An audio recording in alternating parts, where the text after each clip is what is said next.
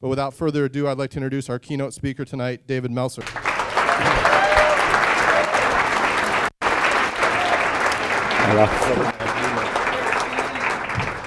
If anyone knows me, they know I believe in the laws of the universe, and there are no coincidences. And I'm going to share a little story. I was born in Akron, Ohio. Home of LeBron James. Same hospital as LeBron James and Steph Curry. That's my name to fame. That's right. Different nurses. Someday I'll be the commissioner of the NBA. That's what I figure. But my mom, who's here, she moved me and my 5 siblings, 5 boys and 1 girl, out from Akron, Ohio, to San Diego, California. And we weren't very wealthy. My mom was a teacher. But one of the first trips that we got to take was to the Rose Bowl parade. And even I don't think Warren knows this story, but in 1978, my mom took me and my siblings all to the Rose Bowl parade about 4 in the morning. We had to drive up, sleep on the street or whatever it was. And all I could think of driving up was, I don't want to go to the parade. I want to go to the game. I wanted to go to the game so bad. I wanted to suit up in this locker room and perform in front of my family and my friends, and especially my mom. Sorry. I have mommy issues, so she's here right now. But I wanted to perform, and as I was on Colorado Boulevard looking over at the Rose Bowl, I dreamed about being here and performing, and it is amazing what you can manifest. I am suited up, and I'm ready to perform. On that day, my 2 favorite teams in the world were, number 1, the Ohio State Buckeyes. Buckeyes here? Yeah. My mom had gone to Ohio State. My aunt was a cheerleader for Ohio State. And my second favorite team was always the team that was playing Michigan. So I was very excited to see the Washington Huskies play. Unfortunately, we couldn't afford tickets, and I got to listen to the game on the way home on the radio. And I got to listen to one of the most extraordinary things, watching the MVP, Warren Moon, who was about 6'9" back then with his afro and 175 pounds. One of my favorite pictures. Get the Throwback Thursday pictures. But Warren was an African-American quarterback when there really wasn't any. And he dominated the game against a team that was, I think, 16.5-point favorites. And the unknown superstar caught my eye and won the MVP. And I'll tell you, it's amazing how things manifest themselves, because Warren Moon is my personal MVP now. He is the quarterback of our business. He's the quarterback of our community. He's the quarterback of his community. He is, if I look exhausted and tired, it's because there's only one guy in here who should be more tired than me. It's Warren. For the last 14 days, he's been traveling the country for everybody else. And today he came here for our company and for the Rose Bowl and for his charity, the Crescent Moon Foundation, which gives hundreds of scholarships to kids who are disadvantaged and give back to their communities. And I just want to take a second to recognize 2 really important people in my life, 2 of my MVPs. Number 1, my mom can't throw a lick, but here she is. And the greatest quarterback ever to play in this building, Warren Moon.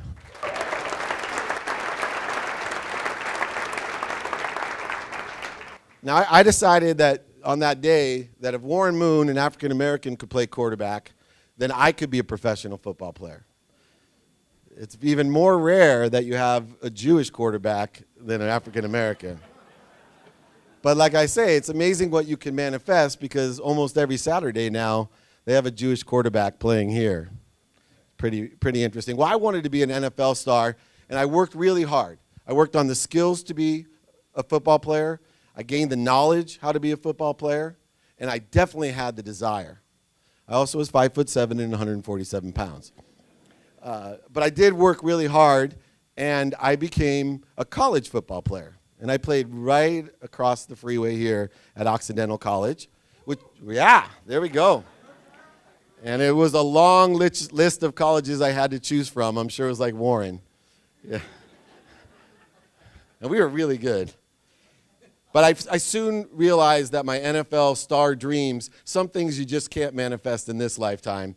My first game, I played against a guy named Christian Okoye, and I was so excited I got to play in the first football game, and I ran down there, and I was one of the first people ever to get an autograph from Christian Okoye. Most people didn't know him back then, playing for Azusa Pacific, but he signed my jersey with a size 13 right here as he ran over me. And I'll never forget it and thank him for that. But he did help me because he taught me a lesson. He taught me that it takes more than knowledge and desire to do or manifest what you want. It takes skill.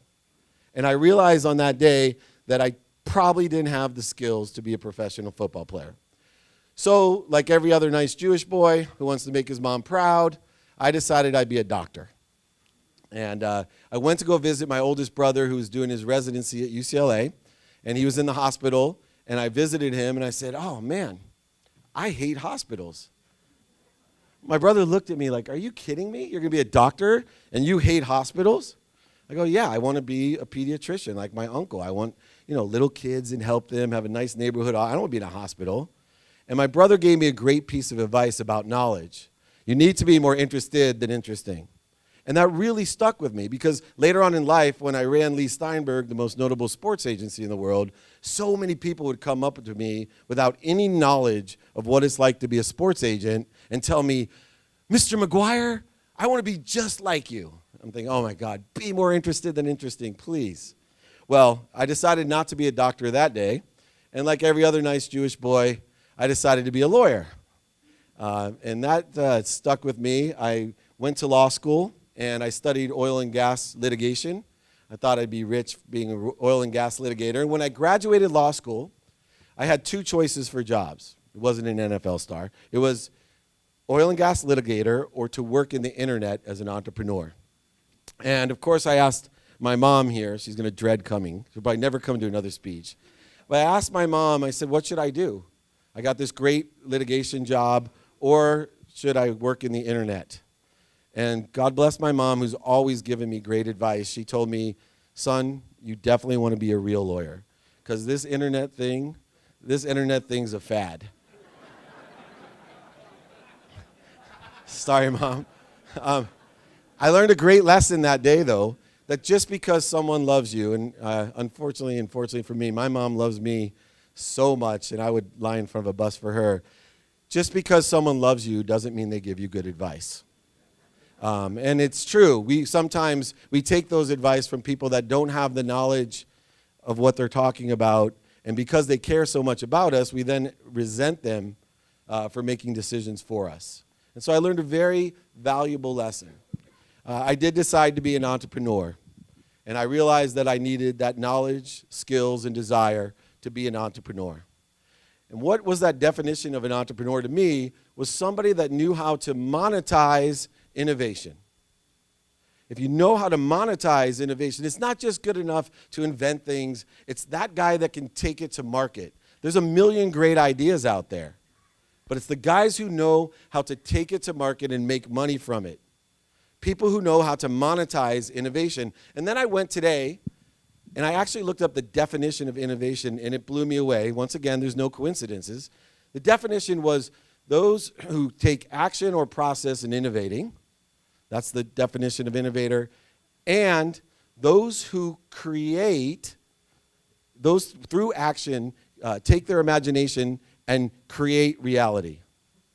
They create reality through their imagination. Now, that blew me away because I believe in a certain woo-woo spiritual thing about manifestation, and I believe in it about innovation as well, is that we need to first think about what we want and imagine it. You can be a 10-year-old playing in the neighborhoods of Dorsey quarterback, but you have to be able to dream about being a quarterback no matter what anybody else is telling you.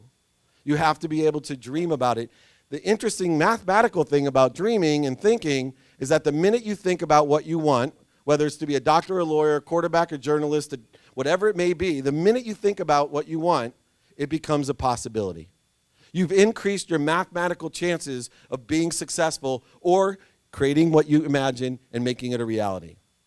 And then if you think about it in a certain way and become inspired, connect to what I call goodness. It could be God, Jesus, Muhammad, Joseph Smith. Doesn't matter to me. 12th man. I see some Seahawk jerseys. That which inspires you. But the minute you get inspired in spirit or connected to what that fires you up, your possibility becomes a probability. Instantly, I can take mathematical advantage of the world by simply thinking about what I want, getting focused in it in a certain way, and becoming inspired. Now, there's only one thing that stands in your way. One thing that stands in your way to make that probability a reality. And that's you. And you need to take action. You cannot sit at home high on your mom's couch dreaming about a Ferrari or the publisher clearinghouse coming to your door and giving you a big fat check. The entrepreneurs and innovators that I know take serious action. And they take serious action with skills, knowledge, and desire. And they do that to monetize their dreams. That's what an innovator does. And so coming into sports, one of the interesting things is people will come to me and say, I want to be a sports lawyer, I want to be a sports doctor. Those aren't things, right? We first have to have the skill, knowledge, and desire. In fact, when you see the panel and you see the moderator, these are the world's best journalists. These are the world's best athletes. These are the world's best doctors who enabled or manifested the ability to apply it to what they desire, which is sports. And so when I look at innovation in sports, I look at three things. Number one, content. How do I monetize ideas? And I look at ideas because it's the most competitive thing in the world to monetize. Do you know why? Because everybody has them. There's a million great ideas out there. And people come through our doors all the time telling me about these great ideas, and I ask them one simple question: how are you going to make money from this? So I learned how to monetize content. And the cool thing about ideas, although they're the most competitive, is when you have a good idea, it lasts forever.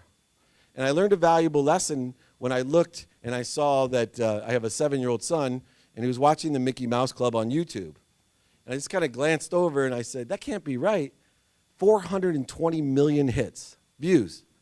420 million people or kids, whoever, are still watching the same thing that was created, that content, when most of us weren't even alive. 420 million people, that good idea has manifested itself into all types of monetization or innovation. A simple whistling mouse in a black and white flipping video is now everywhere. Great ideas last forever. So we have to think about the content that we're sharing. We have to think about the ideas that we have. I'm very, very disciplined about my ideas. If I have a negative thought, I cancel it. If I have a negative belief, I clear my mind. And if I have the wrong energy, I shift it and I change my energy, because I don't want the content that I'm pushing out into the universe to come back to me in attacking thoughts, shortages, voids, obstacles, fear, all of these other things that you don't want. So we have to know what content we have and we're sharing. Now, the second part in monetization is it's great to have good ideas, but if nobody reads your book, or nobody watches the game, or nobody sees your movie, what good is it? So the second part of monetizing innovation in sports is access. How do we give people the access that they want? Right? We had an issue in sports with bandwidth, for example. I worked really hard on some of the stadium deals that we had here in LA and San Diego. Nobody knew how we get throughput into these stadiums. And one of the funnest things about today was we had all types of online, Facebook Live, all types of content streaming. We actually had bandwidth that provided access to the content that we were providing. And it's really difficult today because, as you'll see, there's a lot of different ways people want to access content. Right? In the past, a black and white TV set or a radio, like my first Rose Bowl, I accessed it through a radio. It had a different experience. It still touched me. I still look at him sometimes and just can't believe that that's my business partner, the guy that was on the radio that day that killed Michigan. But access is so important, and how we monetize it is even more important in innovation. The third one is mediums. Now, this one is the most difficult today. The reason is we have so many different generations alive that grew up communicating, effectively communicating on all different mediums. For example, some people are still using pencil and paper. Other people have their iPads, their laptops, their cell phones. There's a variety of different ways we go in person and meet people. There's all these different ways to communicate. And how do we monetize that type of communication? I was the CEO of the world's first convergence device. I worked my way and branded myself as that entrepreneur and in technology, and it was the world's first Windows CE device and a laptop in your hand. And it was interesting because we really looked at it as a different medium, how people would use it. Was it too big? Was it too expensive? Which is what they told me in 1999. It was too big and too expensive. I was just too early, right? They're way more expensive and way bigger. But we have to learn how and which communication mediums we use. So when I train people, I don't tell you that Instagram, Twitter, and Snapchat aren't formidable ways to communicate. There's certain times that text is far better than meeting someone in person. There's still times that a fax is better, the phone call, a meeting in person. And I'll tell a story about my mom. She's never going to come again, so it's fine. So my mom, she may not look like it to you, but she is a third-degree martial arts black belt. And it's not fun. She is third degree in the martial art of Jewish guilt. And she motivated me and my siblings more than me. I really believe I'd break her heart when I got my first B. But no, she survived. Unfortunately, the other siblings of mine never got one. Kept her alive. So but with that guilt, she tells me, I have 3 teenage daughters, and she called me and she said, your girls don't call me. Right? I'm like, call you? They don't even talk to me. I said, well, Mom, do you use Snapchat? She's like, I don't use Snapchat. I can't use Snapchat. Tell your girls to call me. I'm like, Mom, my girls love you. They adore you. You have to use Snapchat. It'll take you 6 minutes to learn how to communicate on that medium. She's like, no, it won't. It'll take so much longer. I said, no, I promise you. It'll take 6 minutes to learn because my 7-year-old just taught me in 6 minutes. And you're a lot smarter than I am. These effective ways, these mediums that we're using today, the ones that we innovate, are the ways that we communicate with each other, the ways that we can inspire each other and then empower each other to empower more people. Everything Warren and I do has 3 components to it. One is monetization. I believe you cannot give what you don't have. And so our goal when we spun off this company was to make a lot of money. We wanted to create abundance and then share it with everyone, which is where Help a Lot of People came in. And then, of course, because we do desire and we love sports, we made it ours and we surrounded it with the biggest and best people and the best events in sports, and we do things like this. This sold-out crowd, standing room only, was simply the manifestation of all of these things: content, access, and mediums. I sat in a room. I wanted to raise money for this great place. I want to raise money for my partner. I want a tunnel named after Warren Moon. I'm going to be raising money for Warren. I want a tunnel and a statue because he deserves it here. And I said, well, how do we do that? Well, why don't we share great ideas and great people? And so that's why we're here today, because I'm actually trying to monetize this content, utilizing different access, this beautiful stadium, which is a medium in itself. And the interesting thing about stadiums today, and that you have to realize if you're an innovator for stadiums, right? If you're an innovator, you have to realize one thing. The biggest challenge of these stadiums is that by the time they're built, the technology is antiquated. You can spend $2 billion today and try to plan for some ubiquitous content that's going to be shared with everyone, but the situation will change in 4 years when the Rams Stadium is done. So you really have to understand how to monetize these things. People want to have the experience they have at home at a stadium because they want the energy. Right? They want to be able to watch in their hand. They want to be able to tweet. They want to be able to share. They want to have suites and living rooms and drinks and big TVs. Has anyone ever been to AT&T Stadium? Right? It's the hardest stadium to watch a game in because you sit there and you're watching a TV the whole time. Like, I just spent $1,000 to sit here and watch a huge TV. But on the reverse, everybody at home wants to be able to have all of the comforts of home, but share in the medium of all the energy. How do you have all that energy? So now we have VR, augmented reality. And all of these things are going to converge into one. I think that these stadiums, ones like this, are so valuable, they don't have to be monstrosities, because we're going to share great content, not just football, but concerts and speaker series and 4th of July celebrations, all the things that we do at the Rose Bowl to build that legacy. And it should honor people like Warren Moon, who believed in themselves, that dreamed about, when nobody else did, that I can do what I dream. Regardless of the color of my skin, regardless of anything else, I believe, and imagine sitting up in Canada for 6 years in Edmonton when everyone else is being paid, knowing that you're the greatest quarterback, and patiently keep on working on your skills, your knowledge, and most importantly, your desire to still play. But as the universe would have it, you get what you give. And so what I want everyone to do is remember, make all of your possibilities probabilities, and then take action to make it your reality. Thank you very much.